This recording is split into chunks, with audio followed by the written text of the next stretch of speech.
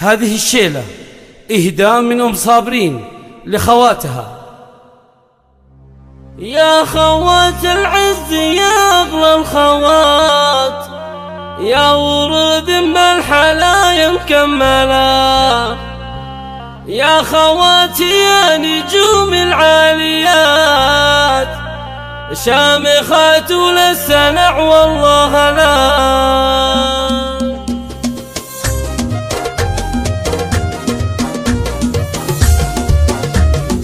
يا خوات العز يا أغلى الخوات، يا ورود بالحلايا مكملة، يا خواتي يا نجوم العاليات، شامخات وللسنع والله لا. شاش راسي لأجلك وبياتي جات، بالغلا والحب جات محملة، راسي مالي يا خوات الغاليات، من أم صابرين حروفي مرسلة.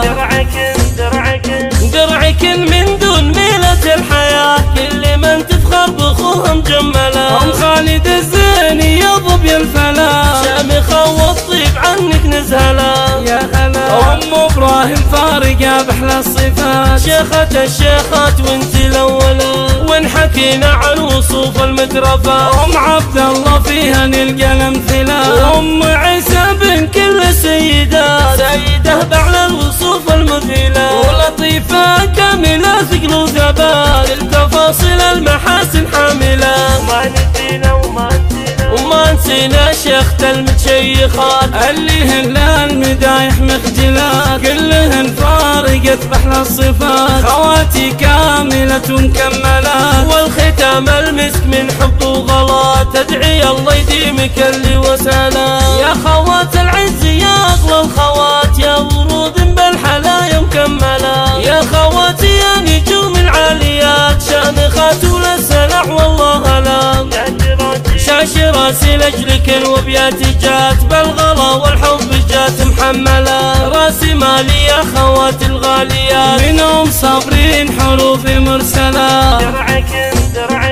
درعكن من دون ميلة الحياة، كل من تفخر بأخوها مجملة، أم خالد الزيني يا ظبي الفلا، شامخة والطيب عنك نزهلة. يا هلا أم إبراهيم فارقة بأحلى الصفات، شيخة الشيخات وانت الأولى، وإن حكينا عن وصوف المترفة، أم عبد الله فيها نلقى الأمثلة، أم عيسى بن كل سيدات، سيدة بأعلى الوصوف المذهلة، ولطيفة كاملة ثقل وثبات، التفاصيل المحاسن حاملة.